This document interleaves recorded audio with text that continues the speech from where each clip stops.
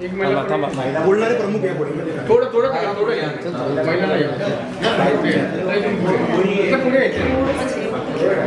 Okay बरं ना साहेब आज बैठक पार पडली काय नेमकी बैठकीमध्ये चर्चा झालेली आहे? जय जिजाऊ, जय शिवराय, जय भीम. प्रवीण दादांवरती जो काही भाड हल्ला तुम्ही केला त्या भाड हल्ल्याच्या अनुषंगाने तुम्ही केला म्हणजे या सरकारने केला, त्या अनुषंगाने आज आमची इथे ही बैठक होती. सर्व समविचारी शाहू फुले आंबेडकर विचारधारेच्या सर्व संघटनेचे पदाधिकारी इथं उपस्थित होते आणि त्या पदाधिकाऱ्यांमध्ये जो काही आमचा अजेंडा ठरलेला आहे आम्ही या 3% सरकारला काही सांगणार नाही.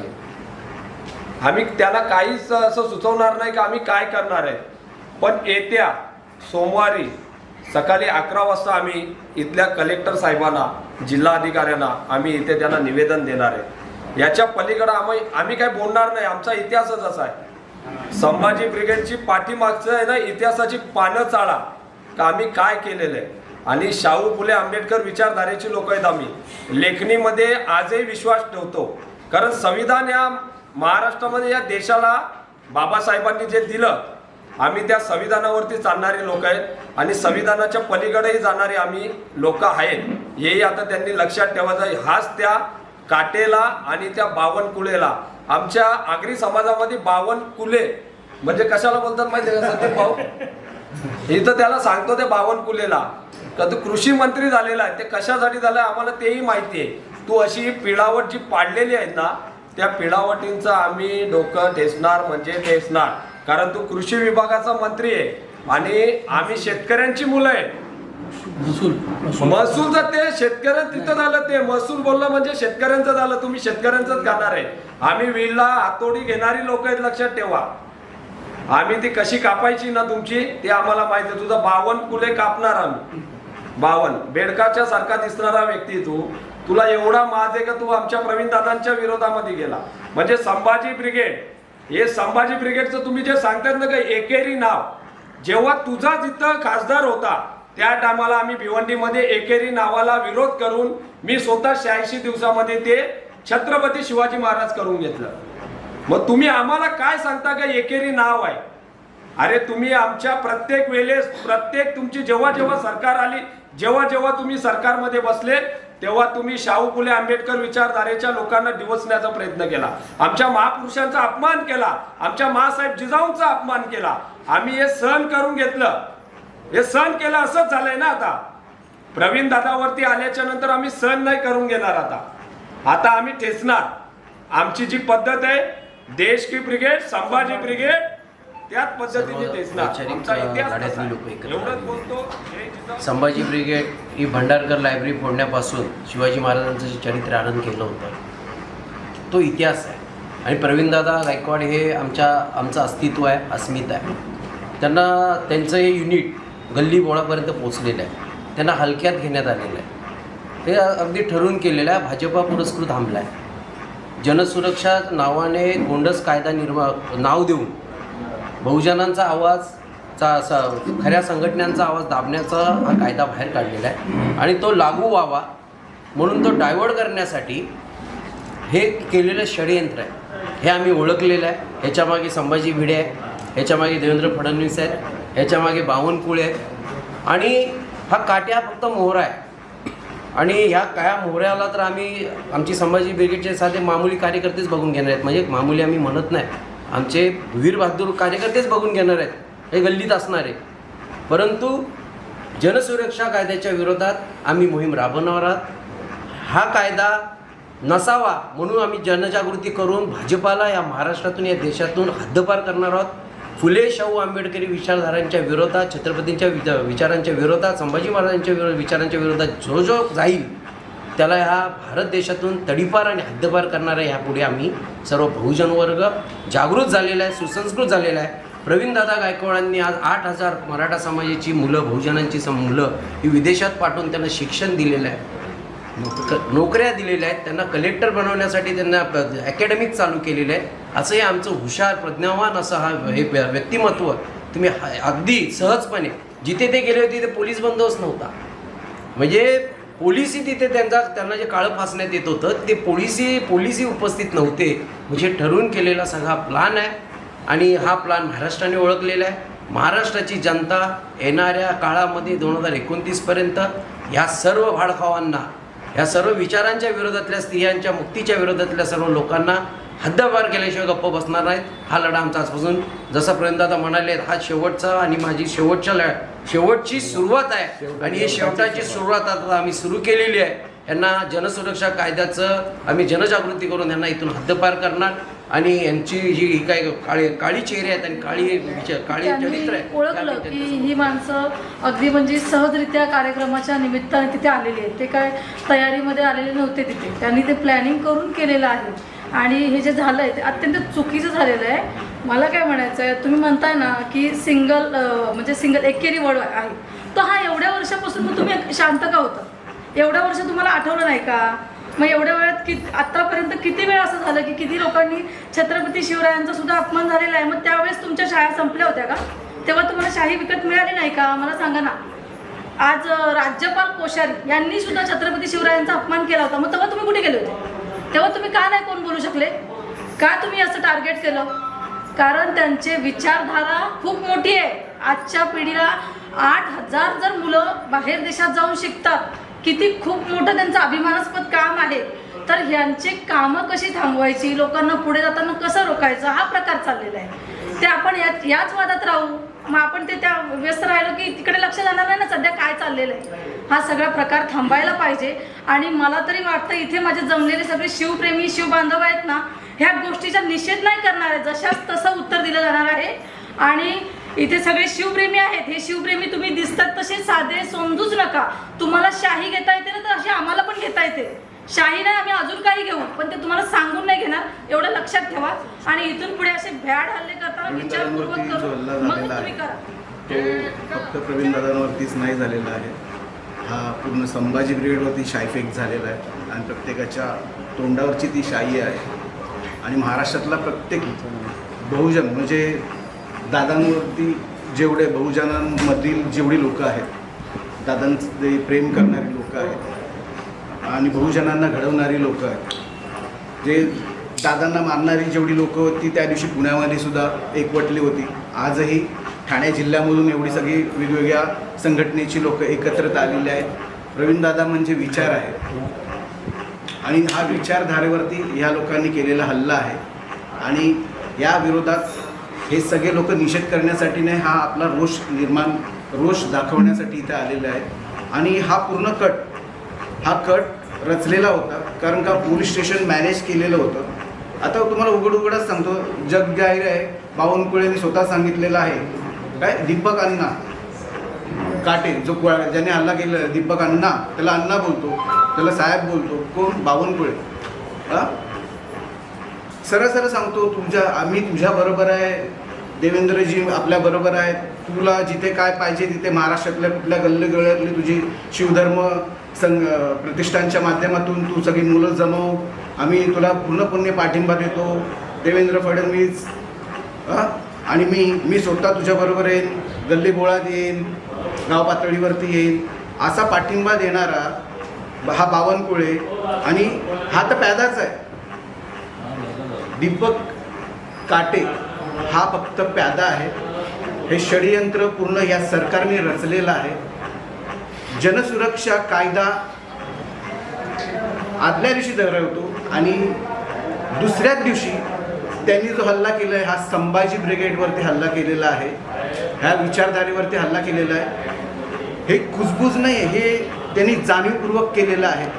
फडणवीसांच्या डायरीमध्ये बघा, कुठे कुठे लोकांना डायव्हर्ट करायचं आहे, कुठल्या समाजामध्ये तेढ निर्माण करायचं आहे. आणि हा जनसुरक्षा कायदा त्यांनी केल्याच्या नंतरच संभाजी ब्रिगेड म्हणजे कसं आहे, संभाजी ब्रिगेड म्हणजे हा आवाज आहे, हा महाराष्ट्राचा आवाज आहे, ही विचारधारा आहे. आणि ठोस भूमिका घेणारे आमचे प्रवीणदादा आहेत. आणि सर्वात पहिलं टार्गेट या हरामखोरांनी प्रवीणदादांवरतीच केलेलं आहे. आणि जो आहे त्यांनी चुकीचं जे काय आहे त्यांनी चुकीचा माणूस निवडलेला आहे, त्याला तर सोडणार नाही आहे. ही अख्खी जी महाराष्ट्राची जनता आहे ना, ही त्याला सोडणार नाही आहे. आम्हाला कोणताही निषेध करायचा नाही आहे. आम्ही आमची भूमिका हाच विषय झालेला आहे. परंतु संभाजी ब्रिगेडची एक स्टाईल आहे, ते अख्ख्या महाराष्ट्राला माहिती आहे, अख्ख्या महाराष्ट्राला प्रचलित आहे की ते बोलतात कमी आणि कृतीतून जास्त दाखवतात. दीपक काटेनं ज्या पद्धतीनं प्रवीणदादांवरती हल्ला केला त्याचा निषेध संपूर्ण महाराष्ट्रभरामधून संपूर्ण तळागाळातल्या कार्यकर्त्यांचा सर्वांनी केला. पण ही गळचेपी किंवा हा हल्ला एकट्या प्रवीणदादांवरती नाही, तर हा हल्ला संविधानाला मानणाऱ्या प्रत्येक व्यक्तीवर केलेला हल्ला आहे. मुळात त्याचं कारण त्या दीपक काटेनं असं सांगितलं की संभाजी ब्रिगेड हे संभाजी नाव तुम्ही बदलावं. पण मला दोन गोष्टींचा फरक सांगायचा आहे की संभाजी नाव संभाजी ब्रिगेडनं वापरलं, त्या संभाजी ब्रिगेडनं केलेलं कार्य या महाराष्ट्रामधल्या अनेक तरुणांच्या हातामध्ये दगडगोटे आले होते, त्यांच्या हातामध्ये पुस्तकं दिली, त्यांना वैचारिक बनवलं, त्यांना कामधंदे दिले, त्यांना बुटापासून बुटाच्या पॉलिशपासून डोक्याच्या मालिशपर्यंत सगळे धंदे त्यांनी करावे अशा पद्धतीचा मूलमंत्र त्यांना दिला. अशी मुलं आज या सगळ्यातून बाहेर येऊन आपल्या स्वतःचा व्यवसाय करून एका वैचारिक लेवलवरती आले. आणि दुसरा व्यक्ती मनोहर कुलकर्णी ज्यांनी स्वतःचं नाव ॲफिडेव्हिट करून संभाजी भिडे म्हणून लावलं. त्या संभाजी भिडेनं काय केलं तर सुवर्ण सोनेची 32 मन सोन्याचा सिंहासनाच्या नावावरती पैसा जमा केला, तुमच्या आमच्या खिशातला पैसा जमा केला आणि आपल्या हिंदुत्ववादी विचारसरणीला आधारून त्याला जवळ करून आपल्याच बहुजनांच्या डोक्यामध्ये एक वेगळा कचरा भरून त्यांना देशोधडीला लावलं, त्यांच्या हातात दगडगोटे दिले, त्यांना जाती जातीमध्ये भांडायला लावलं. हा फरक आहे दोन संभाजी नावामधला. संभाजी ब्रिगेड आणि संभाजी भिडे या दोन व्यक्तींनी कशा पद्धतीनं या महाराष्ट्राला एकानं सुधरवलं आणि एकानं खड्ड्यात टाकलं हा विचार करण्याची गरज आहे. त्या दीपक काटेला हरामखोर जरी आमचा असेल तरी आम्ही मानत नाही आमचा आहे. कारण एक गोष्ट लक्षात घेतली पाहिजे, कुठलाही कार्यकर्ता हा गुलाम झाला असेल, वैचारिक गुलाम झाला असेल तर तो आमचा असूच शकत नाही. आणि आम्ही आजही असंच मानतो, RSS आणि बाकी इतर पुरोगामी संघटना त्या दोन्ही वैचारिक लढाई आहेत आणि वैचारिक लढाई याच्या अगोदर आम्ही कलममधून दाखवून दिलेलं आहे. पण आता आम्ही त्यांना पुन्हा एकदा कृतीतून दाखवून देणार आहे. हे फक्त बोलून नाही, कृती काय असते हे येणाऱ्या काळात 100% कळेल. कारण ह्या सगळ्याचं मूळ जे आहे ते बावनकुळेंच्या भोवती फिरते, देवेंद्रजींच्या भोवती फिरते. देवेंद्रजींनी याच्या अगोदर कशा पद्धतीने आंदोलन फोडलेले हे सगळ्या महाराष्ट्रानं बघितलेलं आहे. पण आता त्यांनी हात उचलला तो चुकीच्या व्यक्तीवरती. कारण संभाजी ब्रिगेड ही वैचारिक आणि परिवर्तनवादी संघटना आहे आणि ही परिवर्तनवादी संघटना कशा पद्धतीने पुढे जाते कारण त्यांना सगळं कळतं, कुठले धागेदोरे कसे चाललेले आहेत, कोण कोणत्या पद्धतीने ॲक्शन करते, कोण कुठल्या पद्धतीने चालले. RSSची प्रत्येक खेळी फक्त ओळखू शकते ती संभाजी ब्रिगेडच आहे. त्यामुळे येणाऱ्या काळात संभाजी ब्रिगेडचे कार्यकर्ते काय करतील हा महाराष्ट्र बदलेल. आणि राहिला प्रश्न नावाचा तर संभाजी ब्रिगेड हे नाव बदललं जाणार नाही म्हणजे नाही. कायदा सर्वांसाठी आहे. महाराष्ट्र राज्यामध्ये 288 आमदार आम्ही निवडून दिलेले आहेत. 36 जिल्ह्यामध्ये आजपासून ही सुरुवात होणार आहे. जे प्रवीण दादावर बॅनरला झाला तो पुसून काढण्यासाठी आम्ही तन मन धनानं आणि आलेला कार्य बोलल्याशिवाय गप्प राहणार नाही. प्रत्येक पक्षाचा झेंडा खिशात घालून आता आम्ही दांडा घेऊन रस्त्यावर उतरणार आहोत. जय हिंद. जयंती जाऊ आता आपण सर्वांनीच जिजाऊची लेख, रमाईची आई लेख, सावित्रीबाईंची लेख आणि राणू अक्का अजून घराघरात जिवंत आहे हे विसरू नये. आणि आम्ही सामाजिक कार्य करणाऱ्या बंधूंच्या मागे अगदी खंबीरपणे उभे आहोत हेच मला सांगायचं आहे. ठाणे जिल्हा कायदेविषयक सल्लागार ॲडव्होकेट अनिल दिहिना माझं मत व्यक्त करतो.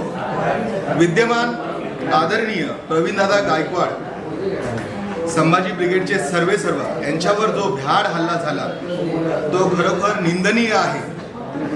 मूळतः संभाजी ब्रिगेडचे सर्व प्रवीणदादा गायकवाड हे आजपर्यंतच्या जेवढ्या बहुजन उद्धार करते आपले महापुरुष आहेत त्यांनी केलेल्या कार्य विचारसरणीवर चालणारे एक व्यक्तिमत्व आहे. आजपर्यंत या विचारावर चालणाऱ्या प्रत्येक व्यक्तिमत्वावर असेच भ्याड हल्ले केले, त्यांना दाबण्यात आलं, त्यांना मूठमाती देण्यात आली, त्यांना मारण्यात आलं आणि हाच कट त्या दिवशी सुद्धा प्रवीणदादावरती करण्यात आला. मूळतः प्रवीण दादा ह्या गोष्टीपासून अगदी अभिन्न होते, त्यांना माहिती नव्हतं. जर असं माहिती असतं तर संभाजी ब्रिगेड पूर्ण तयारीनिशी तिथे गेली असती आणि त्यांना ठाम प्रत्युत्तर दिलं असतं. परंतु संभाजी ब्रिगेडचे कार्यकर्ते सर्व प्रवीण दादा फक्त आणि फक्त बहुजनांच्या सर्व आपल्या तळागाळातील युवकांना, समाजातील प्रत्येक नागरिकांना एक जागरूक करून एक चांगलं शिक्षण देऊन त्या माध्यमातून प्रत्येकाला तयार करण्याची फक्त त्यांची एक विचारसरणी असते आणि ह्या विचारसरणीलाच त्या दिवशी दाबण्याचा प्रयत्न केला. आणि ज्या वेळेला असं सर्व काही झालेलं आहे, हा अन्याय अत्याचार झालेला आहे, त्यावेळेला बहुजन या युवकांनी, ह्या समाजाने चांगलं प्रत्युत्तर दिलंय. आणि त्याचं चांगलं उदाहरण घ्यायचं झालं तर 1 जानेवारी 1818 जे भीमा कोरेगावचं युद्ध झालं आणि त्या युद्धातून एकाएकाने 56 लोकांना कापलं, हा काही म्हणजे काही क्षुल्लक पुरावा नाही आहे किंवा उदाहरण नाही आहे, हे फार मोठं उदाहरण आहे. आणि असंच उदाहरण पुन्हा एकदा या सर्व पिलावळांना द्यावं लागेल. याच आजच्या घडीला मी सांगू इच्छितो. आदरणीय प्रवीणदादा गायकवाड यांच्यावरती झाला हा हल्ला खरं म्हणजे एका व्यक्तीने केलेला नाही. हा हल्ला केला या सरकारने, या फडणवीसने, या बावळकुळे हे निमित्त आहे की तो दीपक काटे नावाचा जो कोणी गृहस्थ आहे याला पुढं केलं. आणि हे जे कुठले आता कायदे आणतात, जनसुरक्षा कायदा आहे, हा कायदा अंमलात कसा आणायचा, त्याच्यापासून डायव्हर्ट कसं करायचं लोकांना, त्याच्यासाठी हा हल्ला होता. मुळात काय की हा जो कायदा आहे, या कायद्यामध्ये कसं आहे की तुमच्या डाव्याच्या विचारसरणीचे लोक, विचारसरणीच्या संघटना आणि उजव्या विचारसरणीच्या म्हणजे डाव्या विचारसरणीच्या संघटना ज्या आहेत त्या आम्हा सर्वांच्या शाहू फुले आंबेडकरांच्या ज्या संघटना आहेत, या संघटना म्हणजे डाव्या विचारसरणीच्या संघटना. आणि तुमचे RSS असेल, विश्व हिंदू परिषद असेल, बजरंग दल असेल, या सगळ्या उजव्या विचारसरणीच्या संघटना आहेत. म्हणजे तुम्ही जे काय कराल ते तुमचं बरोबर. आणि आमच्या संघटना जे काय करतील, मग संभाजी ब्रिगेड असेल, मराठा सेवा संघ असेल, राष्ट्रीय मराठा महासंघ असेल, असल्या कुठल्याही संघटना असतील, या संघटना मात्र डाव्या विचारसरणीच्या आहेत. मग त्यांच्यावरती कुठला तरी दबाव आणायचा, या संघटना बंद पाडायच्या. या तळागाळामध्ये ज्या काम करणाऱ्या संघटना आहेत, ज्या गोरगरिबांना मदत करणाऱ्या संघटना आहेत, या संघटनांवरती कुठंतरी बंदी घालायची आणि आपलंच कसं खरं आहे हे रेटून पुढं चालायचं.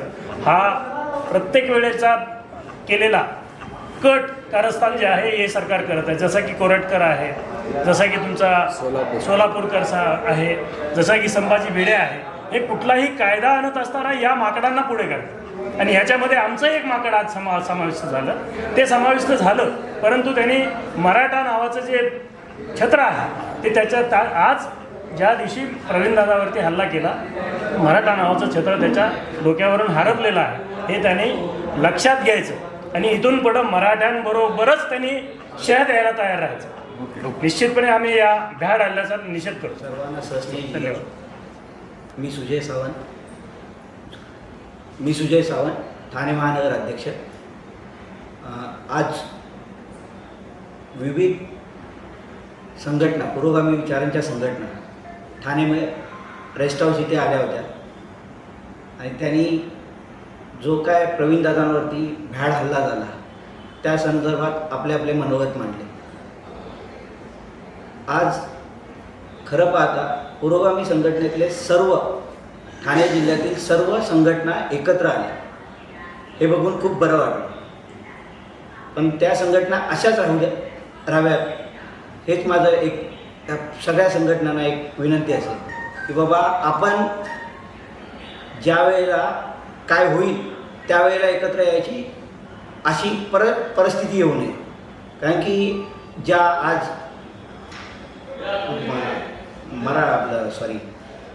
RSS आणि ज्या त्यांच्या संघटना आहेत, विश्व हिंदू परिषद, बजरंग दल, ह्या नेहमी बघा तुम्ही एकत्र दिसतील, तुम्हाला कुठे ना कुठे कनेक्ट असतात. आणि आपल्या पुरोगामी विचारांच्या संघटना कधीच एकत्र दिसत नाहीत.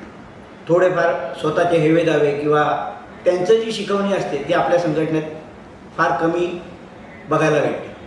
तर माझं एवढंच म्हणणं असेल या आपल्या संघटनेला की प्रवीणदादांवरती जो हल्ला झाला तो झालाच नसता जर आपल्या सगळ्या संघटना एकत्र असत्या. कारण की जर एकत्र असतं त्यांचं वजन जास्त असतं आणि समोरचा हल्ला करणारा 100 वेळ विचार करतो. 100 वेळ काय 1000. आता संभाजी ब्रिगेडचे प्रदेशाध्यक्ष आहेत, त्यांनी आधीच त्याची पूर्ण कल्पना असेल की ह्याच्यानंतर काय काय होऊ शकतं महाराष्ट्रात, तरी हा हल्ला झालाच आहे.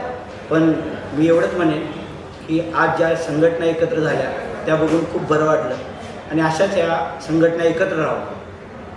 कारण की असे हल्ले परत झाले तर सहन होणार नाही महाराष्ट्राच्या पुरोगामी विचारांना. पण जर आपण आज एकत्र आलो नाही तर या सगळ्या संघटना आज इथे येऊन काही उपयोग नाही.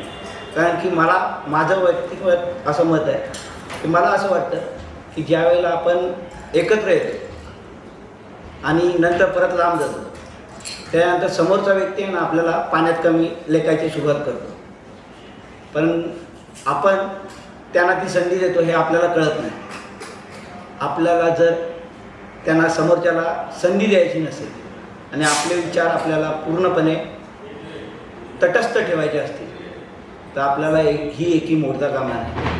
हे मी फक्त ठाणे जिल्हापुरतं ठाणे महानगरपुरतं बोलत नाही तर महाराष्ट्रातल्या तमाम पुरोगामी संघटनांना एवढंच बोलू इच्छितो की प्रवीण दादांवरती हल्ला झाल्यानंतर जसे एकत्र आला आहे, जसं प्रत्येकाला पुरोगामी चळवळीतल्या प्रत्येक व्यक्तीला मनात हळहळ निर्माण झाली की प्रवीण दादांवरती हल्ला झाला. हे ह्यांची ताकद किंवा ह्यांची लायकी नाही प्रवीण दादांवरती हल्ला करायची.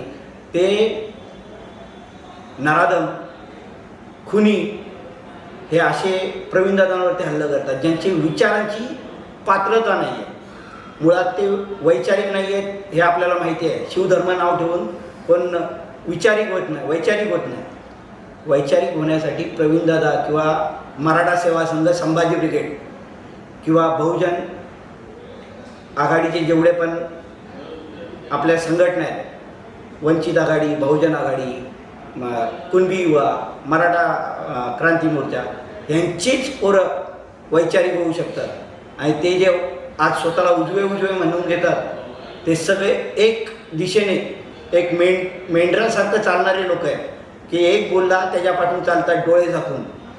आपण वैचारिक मुलं आहोत आणि वैचारिक मुलांनी विचाराच्या दिशेने धावावं आणि एकत्र राहावं एवढीच माझी इच्छा आहे. जय जिजाऊ. ठाणे विश्रामगृह येथे अनेक मराठा संघटना असतील, बहुजन संघटना असतील, यांच्या एकत्रित बैठक पार पडली. कारण काल परवाची घटना घडली तर प्रवीणदादांच्या बाबतीत ज्या गोष्टी घडल्या त्याचा आता केवळ निषेध व्यक्त करून चालणार नाही. कारण याच्या अगोदरही 2 घटना घडलेल्या आहेत. ज्ञानेश महाराजांच्या बाबतीत असेल, इंद्रजित सावंतांच्या बाबतीत असेल आणि आता थेट संभाजी ब्रिगेडच्या अध्यक्षांवरती कॉलरवरती हात टाकण्याचा कार्यक्रम ज्या हरामखोरांनी केला आहे त्यांना ब्रिगेड तर सोडणार नाहीच. ब्रिगेड काय करते हे त्यांना येणाऱ्या काळात नक्कीच कळेल. कारण आम्ही बोलून दाखवणार नाही तर आम्ही कृतीतून दाखवणार. दीपक काटे आणि संबंधित राजकीय वरदहस्त असणारे चंद्रशेखर बावनकुळे यांचं कनेक्शन आपण पहिलं समजून घेतलं पाहिजे. ते कनेक्शन काय आहे?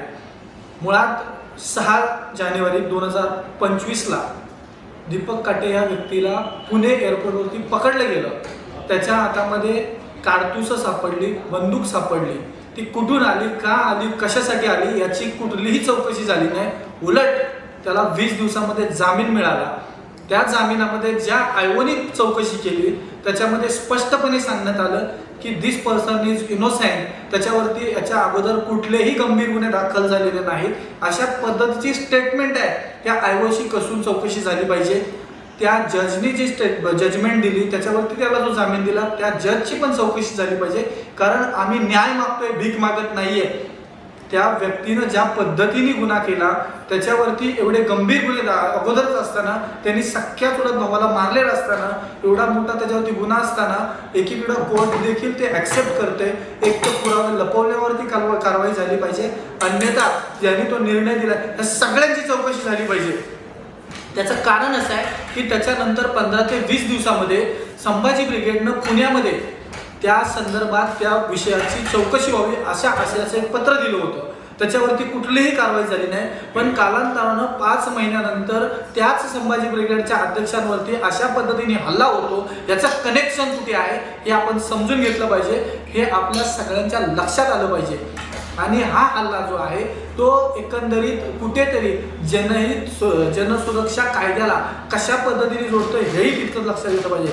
कारण जनसुरक्षा कायदा एवढं गोंडच नाव दिलं, परंतु त्या जनसुरक्षा कायद्याच्या अंतर्गत वेगवेगळ्या संघटनांवरती बंदी कशा पद्धतीने आणू शकले हे बघितलं पाहिजे. कारण 2018ला ज्यावेळी भीमा कोरेगावचा विषय झाला त्यावेळी अनेक कार्यकर्त्यांवरती नक्षलाईट म्हणून घोषित करण्यात आलं. त्याच पद्धतीने हा कायदा पुन्हा एकदा नव्याने आणलेला आहे. ज्यावेळी आम्ही आमच्या हक्कासाठी रस्त्यावरती उतरतो तर त्यांनी हक्क बघू नये, सरकारविरोधात, प्रशासनाविरोधात, कुठल्याही सत्तेमधल्या व्यक्तीविरोधात बोलू नये.